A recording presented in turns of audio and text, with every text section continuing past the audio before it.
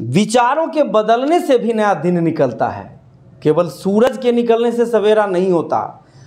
मतलब बेड पे हो तो जग जाओ, और ये ज़िंदगी मिली है तो कुछ कर जाओ।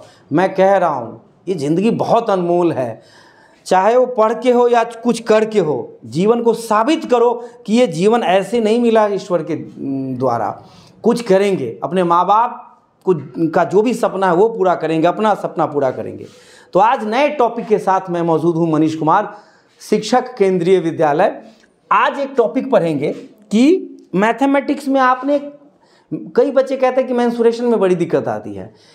कोई भी टॉपिक आपका कमज़ोर है तो आपको छोटी छोटी चीज़ें नहीं आती है। जैसे आपका बेसिक कैलकुलेशन बहुत बढ़िया नहीं है, आपका जो कंसेप्ट है उस टॉपिक को लेकर वो क्लियर नहीं है, या आप को फॉर्मूला नहीं याद है, या आप जहाँ पढ़ रहे हैं उसको भी चेक किया करो कभी कभी कि पता चला कि वही आपको सही से नहीं बता पा रहा है। कोई भी टीचर केवल क्वेश्चन सॉल्व करता है तो वो अच्छे टीचर की निशानी ये नहीं है। अच्छे टीचर वो हैं जो खुद कम से कम क्वेश्चन सॉल्व करता है और जिसको वो पढ़ा रहा है उससे ज़्यादा सॉल्व करवा लेता है। तो मतलब कॉम्प्लिकेटेड क्वेश्चन से, मतलब जटिल से जटिल प्रश्न को यदि कोई टीचर अपने बच्चों को इतनी ट्रेनिंग देता है, टॉपिक को इतना शानदार तरीके से एक्सप्लेन करता है, इतना कंसेप्ट साफ कर देता है, क्लियर कर देता है कि बच्चा खुद ही कैपेबल हो जाता है क्वेश्चन को सॉल्व करने के लिए। तो उसी संदर्भ में आज हम पढ़ेंगे क्यूब एंड क्यूब रूट। क्या पढ़ेंगे? Cube and cube root. आज हम पढ़ेंगे cube and cube root. Cube, अच्छा कहते हैं कि ये तो सर हमने 8वीं क्लास में पढ़ा था। 8वीं क्लास में तुमने तो बहुत कुछ पढ़ा था। तुम्हें पता है कि जो 10th क्लास तक पढ़ लेगा ढंग से, उसको जनरल कंपटीशन के किसी भी पेपर के लिए पढ़ने की आवश्यकता नहीं है। जनरल कंपटीशन मतलब एसएससी पढ़ते हैं, बैंक में पढ़ाई करते हैं, कहीं कुछ भी पढ़ते हैं तो आपको पढ़ने की ज़रूरत नहीं है। बैंक में क्वालिफाई करेंगे, एसएससी की नौकरी मतलब स्टाफ सिलेक्शन कमीशन होता है, इनकम टैक्स अलग अलग पोस्ट के लिए आप जानोगे, उसमें भी हो जाएगा सिलेक्शन। लेकिन फिर से क्यों बच्चे पढ़ाई करते हैं? और मैं तो देखता हूँ स्कूल में कम पढ़ाई करेंगे, जब नौकरी लेना होगा तो खूब ज़बरदस्त तरीके से गंभीरता से पढ़ाई करते हैं। देखो, क्यूब का मतलब होता है, जैसे मैं कहूँ क्यूब, पहला पॉइंट मैं बोल रहा हूँ क्यूब ऑफ 8, तो आप कहो कि क्यूब ऑफ 8 का मतलब है 8 का क्यूब, और 8 के क्यूब का मतलब है कि 8 को 8 से 3 बार मल्टीप्लाई करो। तो 8 8 जा 64 और 64 8 जा 512, मतलब 8 8 64। कहेंगे 8 8 क्या बोल रहे हैं? हिंदी मीडियम के बच्चों का भी ध्यान रखना है। 8 को 8 से मल्टीप्लाई करेगा तो 64, और 64 को 8 से मल्टीप्लाई करेंगे तो 512। मतलब आप करके देख लो। लेकिन मैं कहूँ क्यूब, बच्चों से पूछता हूँ कि क्यूब रूट ऑफ 8, तो उल्टा सीधा बोलने लगता है क्यूब रूट ऑफ 8। तो बच्चे कहते हैं इसका मतलब है क्यूब रूट ऑफ 8 का मतलब है 8, या इसको ऐसे भी लिखा जाता है 8 to the power 1/3, and that is, आप इसको फैक्टर करते हो 2 मल्टीप्लाई 2 मल्टीप्लाई 2, और 3 पे अंदर में 3 है तो इसका मतलब 3 पे 1 बाहर करेंगे तो ये 2 आएगा। मतलब ध्यान रखना है कि पूछने वाला क्या पूछ रहा है, क्यूब रूट पूछ रहा है कि क्यूब पूछ रहा है। स्क्वायर और स्क्वायर रूट तो आपको पता है, क्यूब और क्यूब रूट क्या पूछ रहा है, तो ये आपको ध्यान देना है। अब हम बात करेंगे कि बड़ी संख्याओं का, आपको इतना तो पता ही होगा, थोड़ा सा कलर अलग कर लूँ मैं, इतना तो आपको पता ही होगा कि 1 का क्यूब कितना होता है, तो कहेंगे सर 1। 2 का क्यूब कितना होता है, तो 8। 3 का क्यूब कितना होता है, यानी 3 को 3 से मल्टीप्लाई करेंगे 3 बार तो कितना होगा, 27।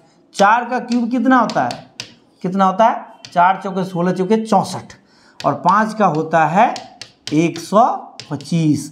6 का होता है 216। 7 का होता है 343, और 8 का होता है 512। 9 का होता है 729, और 10 का होता है, यहाँ पे तो अब स्पेस भी नहीं है, 10 है ये, 100 यानी कि क्यूब। 11 का होता है, अब यहाँ पे जगह नहीं है तो कोई बात नहीं, काफ़ी है। यदि आप 11 का होता है 1331, ऐसे थोड़ा याद रखना ना, 1 से 10 तक का सबको याद है। तो प्यारे बच्चों, मुझे लगता है कि इतना आपको याद है तो ठीक है, नहीं याद है तो घबराने की कोई ज़रूरत नहीं है, इतना तक सबको याद होता है। बस 2-3 जो है ये तीनों कई जो नहीं पढ़ाता, जो पढ़ने पढ़ाने में इतना इंटरेस्ट नहीं लेता, जो बस लड़के लड़कियों में इंटरेस्ट लेता है, उसको याद नहीं रहता है। तो देखो ये तीनों आपको याद करने की ज़रूरत है। याद इतना तो कर ही लोगे। सावन याद है तुमको?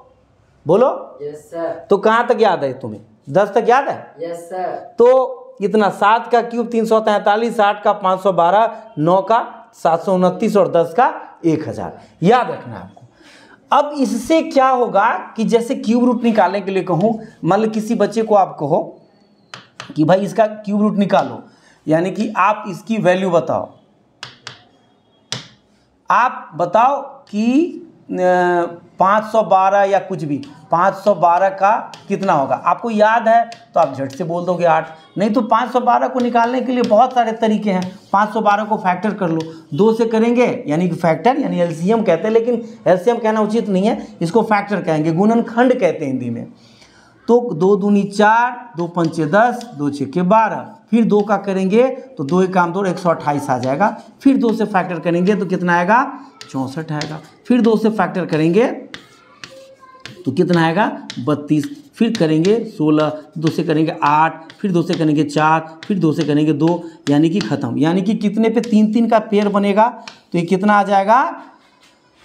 2 × 2 यानी कि 2 दूनी 4 दूनी 8। और देख रहे हैं कि 8 का जो क्यूब होता है वो 512 होता है।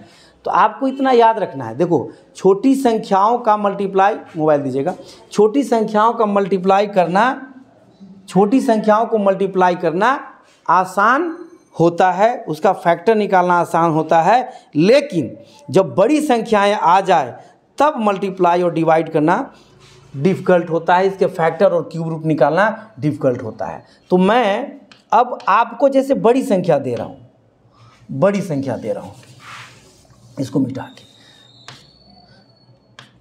तो मैं आपको बड़ी संख्या दे रहा हूँ और उसका आप क्यूब रूट निकाल के दिखाइए। जैसे मतलब बड़ी संख्या का मतलब है कि पेपर में क्या होता है कि बड़ी बड़ी संख्या आया जाएगा और कहेगा कि volume of a cube is this, find the surface area. उस समय दिक्कत होती है। तो अब मतलब ये कहेगा कि मतलब volume of cube is equal to 9261 centimetre cube. तो कहेगा फाइंड इट्स डायगोनल।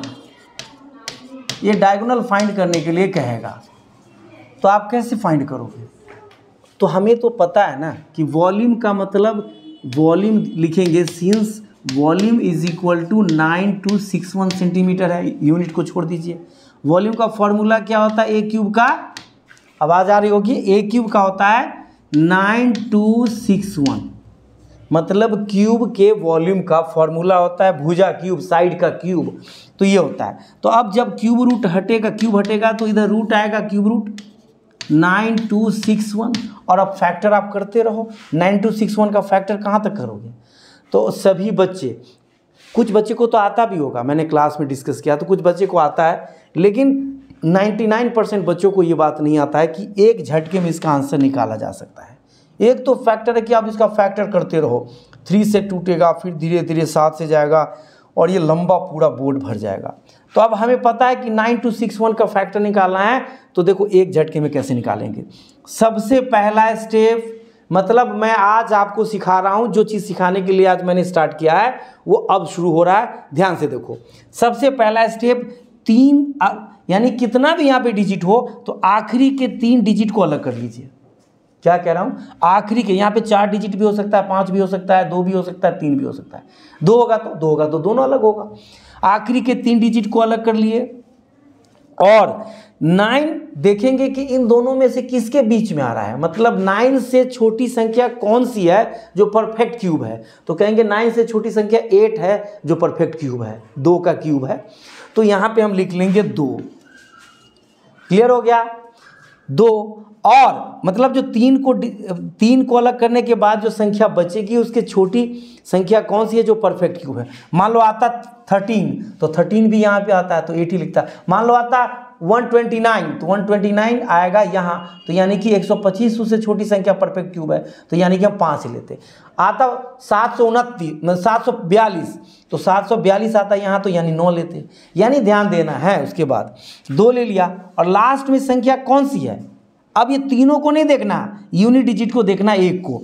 तो लास्ट की संख्या 1 है, तो 1 का क्यूब कितना होगा, 1 का क्यूब 1 में भी कर लेंगे, 1 का क्यूब रूट भी 1 होता है और क्यूब भी 1 का क्यूब होता है 1, तो यानी कि 21 आंसर हो गया। देखो कितना आसान है। अब तुम 9261 का फैक्टर करोगे तो कितना होगा, ऐसे करते रहो, 9261 करते मल्टीप्लाई डिवाइड करते फिर पेड़ लगाओ, फिर ऐसे करके बहुत स्टेप लगता है, तो ये आसान है। तो ये हो गया 9261 सेंटीमीटर। हमें पूछा क्या, फाइंड इट्स डायगोनल, तो डायगोनल का फॉर्मूला क्या होता है, 21 सेंटीमीटर आया ना, तो डायगोनल का फॉर्मूला क्या होता है, तो देखते हैं। कोई बात नहीं, तो डायगोनल का फॉर्मूला होता है, since diagonal is equal to होता है a√3, तो ये हो गया 21√3 सेंटीमीटर, और टक से करके निकल लिए। समझ में आ गया होगा, नहीं समझ में आया फिर से समझाता हूँ, क्योंकि एक बार किसी को समझ नहीं आता है। क्या कह रहा हूँ, थोड़ा सा एक बार और लिख लूँ।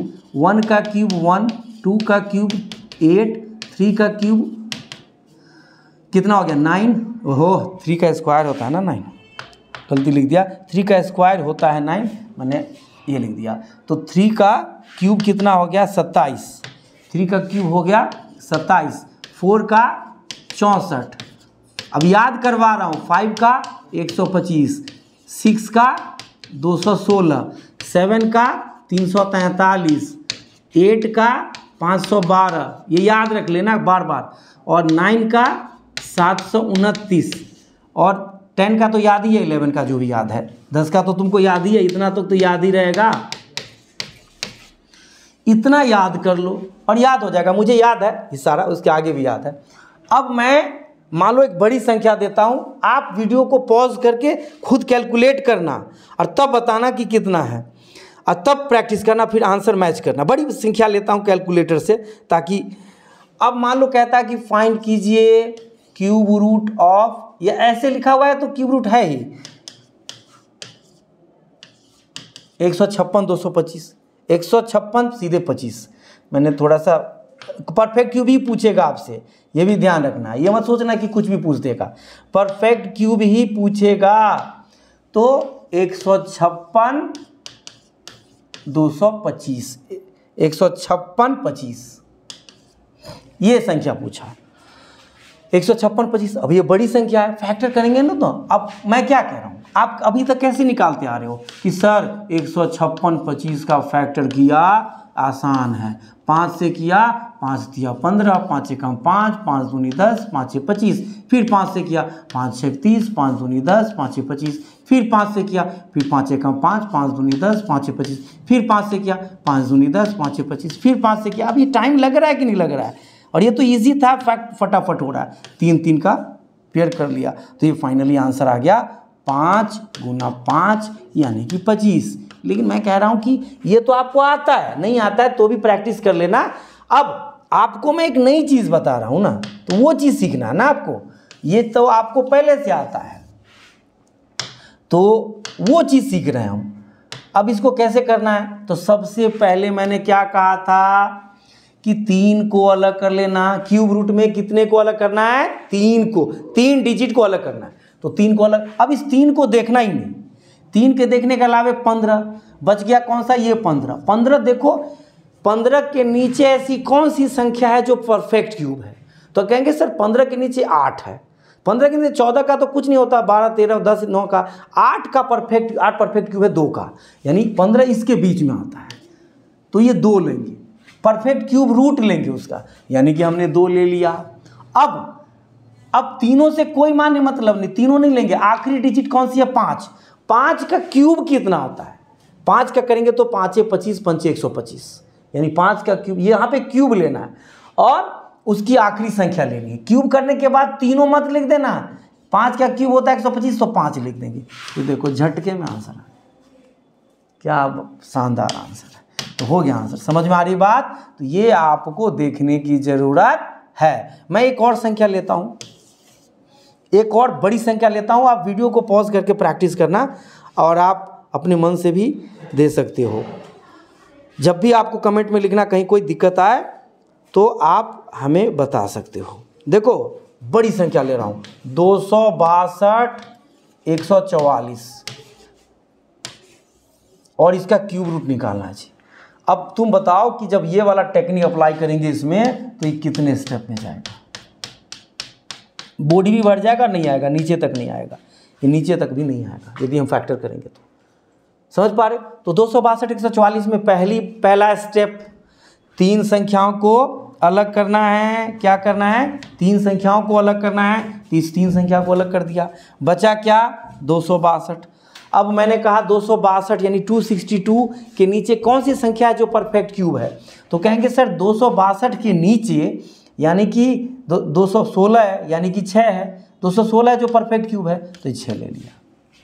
262 के नीचे परफेक्ट क्यूब कौन है? तो 216। 216 किसका क्यूब है? तो 6 का। तो यहाँ पे लिख लिया क्या? 6। अब 144 को नहीं देखना, केवल 4 को देखना है। क्या देखना है? आखिरी डिजिट को। 4 का क्यूब कितना होता है? 4 चौके 16 चौके 64। और 4 का आपको याद भी रहेगा ना, तो 64 नहीं लिखना, आखिरी डिजिट लिख देना है। तो यानी हो गया 64। यही आंसर है, ये सब करने की कोई ज़रूरत नहीं। Is that clear? हिमांशु समझ में आ गया? अभी समझ में आया? पहले भी समझ में आ गया था? आ गया था? पहले से आता था या अभी देखा है? अभी देखा है। वेरी, ताली बजा रहे सब? क्या बात। और तो आपको इस तरीके से अब होता क्या है कि कहेंगे सर इसका यूज़ कहाँ है? कहेंगे बहुत जगह यूज़ है जी। अब इसका यूज़ कहाँ है? मतलब आपको जैसे क्या कहेगा कि मैं बच्चों को पूछता हूँ वॉल्यूम, कंपाउंड इंटरेस्ट। अभी तो कंपाउंड इंटरेस्ट आप पढ़ नहीं पा रहे हो, पहले हम लोग 9th 10th में ही पढ़ा करते थे 8th क्लास में, लेकिन अब 11th 12th में जो कॉमर्स रखता है उसको कंपाउंड इंटरेस्ट पढ़ना पड़ता है, लेकिन बहुत यूज़ होता है।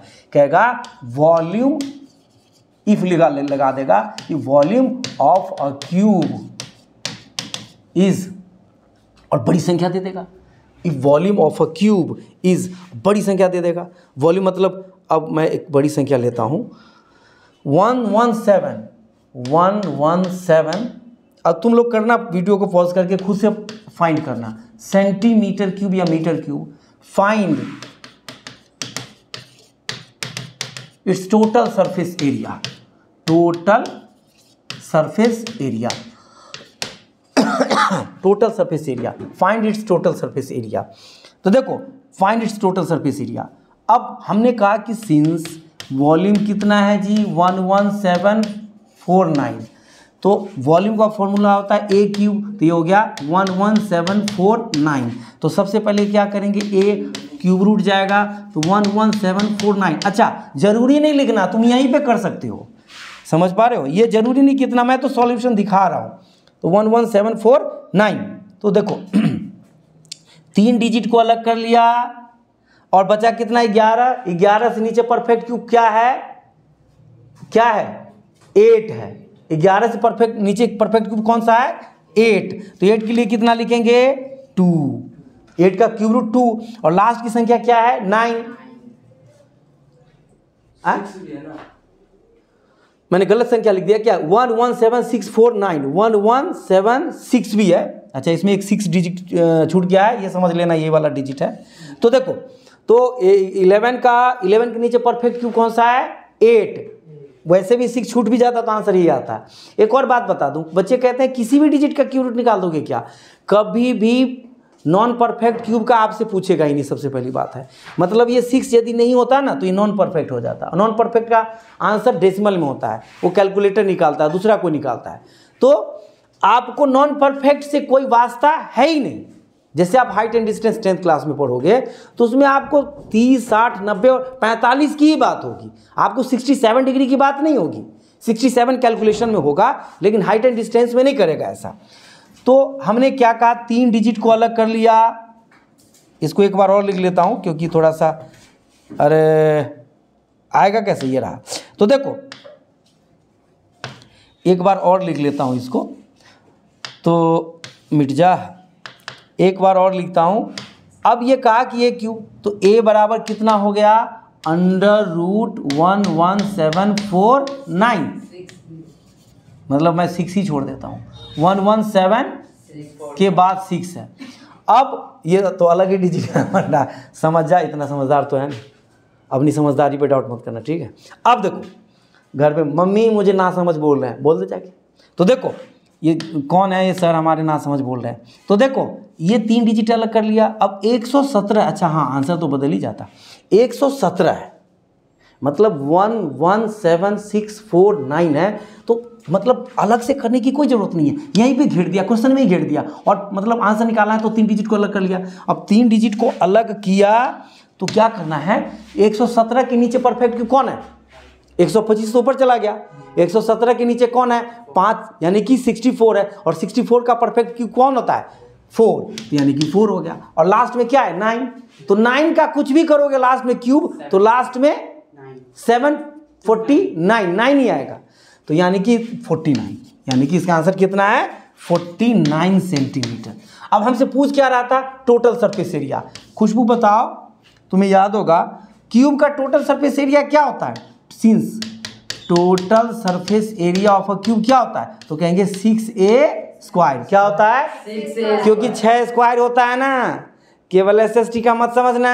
हाँ तो देखो 6a² होता है, तो 6 और a² का मतलब है a कितना आया साइड 49, और 49 और फिर 49 स्क्वायर किया। अब इसको तुम जो भी आएगा आंसर उसको स्क्वायर में आंसर लिखना, तीनों को मल्टीप्लाई करोगे, that will be your answer, that's it. तो मतलब आज हमने क्या सीखा कि क्यूब कैसे निकाला जाता है। अब आप कहेंगे कि एक और संख्या का बताइए, तो मैं एक और संख्या का मैं कोशिश करता हूँ, बता देता हूँ आपको, ये अच्छा रहेगा। एक बड़ी संख्या लेते हैं, या छोटी संख्या भी ले सकते हैं, क्या दिक्कत है, छोटी संख्या 1 से 10 तक आता ही है। अब आप मैं लेता हूँ कितना, एक बड़ी संख्या कैलकुलेटर से कैलकुलेट कर रहा हूँ ताकि आपको और पता चले। बड़ी संख्या ले रहा हूँ थोड़ा सा, 592704, ये आंसर बता देगा ऐसे करके, 592704, इसका क्यूब रूट निकालना है। तो सबसे पहले क्या किया, सबसे पहले हम क्या करेंगे, 3 डिजिट को अलग कर लिया, और 592 से नीचे परफेक्ट क्यूब कौन है, तो तुम क्या करो दिमाग में कैलकुलेट करो कि 1 का 1 होता है, 2 का 8 होता है, 3 का 27 होता है, 4 का 64 होता है, 5 का 125, 6 का 216, 7 का 343, 8 का 512, 8 का 512 और 9 का 729, तो यानी 8 का आया, यानी ये हो गया 8। देखो धनी बनने के लिए दिन रात मेहनत करनी पड़ती है, अच्छे स्टूडेंट बनने के लिए छोटी छोटी बातों को कैलकुलेट करना पड़ेगा, जैसे इंग्लिश के कुछ शब्द जाने, मैथ के कुछ फॉर्मूला, टेक्निक सीखना पड़ेगा ना। आगे बस बैठे बैठे रहेंगे क्या जी हो गया, मतलब समझो बात को। तो 512 और लास्ट में क्या है कि ये 4 है, तो 4 का क्यूब कितना होता है 64, तो 64 का 4 लिख दिया, देखो हो गया, टैक्स है आंसर। अरे तो करते रहो, ये करते रहो, समझ पा रहे हो, तो ये करते रहोगे तो ये भी पसंद है तो तुम ये करो, लेकिन हम तो यूँ कट से कर देते हैं। एक मैंने स्टूडेंट को 8th क्लास में सिखा दिया, मैं दिल्ली में जब ट्यूशन पढ़ाता था तो मैंने सिखा दिया कैलकुलेट, मैं स्क्वायर सिखाऊंगा, स्क्वायर रूट सिखाऊंगा, क्यूब सिखाऊंगा, क्यूब रूट सिखाऊंगा, मल्टीप्लाई सिखाऊंगा, डिवाइड सिखाऊंगा, डेसिमल सिखाऊंगा, इतने तरह के कैलकुलेशन है, कमाल हो जाता है। जैसे एक बताता हूँ, अभी एक उदाहरण देता हूँ, तुम कहोगे कि अच्छा इतना सिखा दोगे क्या, फेंक रहे हो क्या, फेंक नहीं रहा, सिखाऊंगा तो सिखाऊंगा। मैंने क्या क्या की मैं बता देता हूँ कैलकुलेशन, कि जैसे क्या करे थे बच्चे, यानी कि 211 है और 5 से डिवाइड करना है, तो बच्चे क्या करते हैं 211 को 5 से डिवाइड ऐसे करेंगे। मैंने देखा 5 चौके 20, 1, ये तो इजी दे दिया 5 से डिवाइड, कोई बात नहीं, और 5 दिया 15, 200 यहाँ लिख रहा हूँ 211, यहाँ पे 215, मैं भी कह रहा हूँ इतना इजी कैसे आ गया। मेरा मतलब मैं जो कहना चाह रहा था वो ये कि थोड़ा डिफिकल्ट डिवाइड करते हैं ना, ये तो इजी हो गया, 5 जिसके लास्ट में 5 हो तो इजीली डिवाइड हो जाता है। तो मैं 211 को 5 से डिवाइड कर रहे हैं, तो पता है क्या करेगा, 211 लिखा, और डिवाइड करने के लिए बच्चे क्या करते हैं 5, तो 5 चौके 20, 1 और फिर 1, 5 दूनी 10 और फिर 1, फिर डेसिमल, फिर 5 दूनी 10 करके ऐसे, यानी 42.2 आया। मैंने कहा इतना क्या करने की जरूरत, तो कह रहे अच्छा बताओ अब क्या होगा। मैंने कहा तरीका बताता हूँ, लिखने की जरूरत, और जब आप जाओगे हायर क्लासेस में पता चलेगा, ये आप कंपटीशन की तैयारी करोगे, या आप यहाँ पे भी 10th क्लास में भी जब मेंस्ट्रुएशन कुछ कर रहे होंगे और इसका एग्जैक्ट आंसर चाहिए, तो देखो 211 का डबल कितना होगा आपसे बताओ। 211 का डबल, यानी डबल का मतलब दो नहीं दिया, 422 और एक छोड़ के डिजिट डाल दो, आंसर हो गया देखो 42.2। ताली। मैंने कहा ये भी बता ही देता हूं, अरे यहाँ खजाना भरा पड़ा है, ध्यान दो। अब तुम कहोगे क्या कर रहे हैं आप, मैंने कहा बहुत कुछ। देखो 5 से किसी भी डिजिट को डिवाइड करना हो वेरी इजी। जैसे आपको कह दिया कि 3 2 4 डिवाइडेड बाई 5, तो अब आप यूं यूं यूं 3 2 1 4 करते रहो ना जी, जब तक लिखोगे तब तक वो आंसर लिख देगा। देखो 3 2 है तो अब 3214 को 1628 हो गया ना, 1600 कह रहा हूँ, 6428 हो गया ना। नहीं कर पा रहे तो 4 दूनी 8, 2 1 दूनी 2, 2 दूनी 4 और 3 दूनी 6 करके, और 2 डिजिट के बाद, 1 डिजिट के बाद आंसर डाल दो, हो गया आंसर। अब करके देखो 5 6 30 कट गया, कैलकुलेटर से कर लेना, 5 चौके 20, 1 कट गया 14, 5 दूनी 10 कट गया, फिर डेसिमल के बाद 0 डालेंगे, 5 8 40, 642, ये देखो ताली। तो आज के लिए मैथमेटिक्स में इतना सीख के जाओ, नित्य प्रतिदिन एक एक क्षण आपके लिए महत्वपूर्ण है, और अपने दोस्तों को सिखाओ। जैसे आप सीख गए तो परमानेंट तभी बनेगा ये आपके ख्यालों में जब आप किसी को सिखाओगे। और इस तरह के बहुत सारे मैथमेटिकल कैलकुलेशन मेरे दिमाग में हैं जो आपके मैथमेटिक्स को बारूद बना देगा, मतलब इतना शानदार बन जाएगा मैथमेटिक्स कि मैं बताना भूल गया कि मैं 8th क्लास में जब ट्यूशन पढ़ाता था, मैं बच्चों को तैयार करके रखता था, एक एक चीज़ ऐसे करके। वो बच्चे क्या करते थे कि हाथ ऐसे करके दबे हुए, और मैडम जब तक आंसर ये क्वेश्चन लेकिन निकलती थी तब तक वो आंसर बता देता था 642.8, तो मैडम कहती थी रट्टा नहीं चलेगा, तो कह रहे आप दूसरा दे के दिखाओ। तो अब बच्चे, अब जैसे लिख रहा है 211 लिख रहा हूँ, वो तो वही डिजिट था, मान लिख दिया कि 3 1 2 और बट्टा में डिवाइडेड बाय, कहा कि 312 का आधा हो गया 624, कहा कि ये मैडम है 62.4, दैट्स खटक। तो कह रहे हैं कि क्या बात है। अब ये कहाँ से आ रहा है, क्यों हो रहा है, ये दिमाग को व्हाई व्हेन वेयर ये सब क्वेश्चन करोगे तो ये तो पढ़ाई है। पढ़ाई का मतलब है चीज़ों को एज इट इज़ एक्सेप्ट नहीं करना, पूछना, तब आपको एक ज्ञान आएगा, समझ आएगा, और किसी भी टॉपिक पे आप खुल के लिख पाओगे, बोल पाओगे, समझ पाओगे।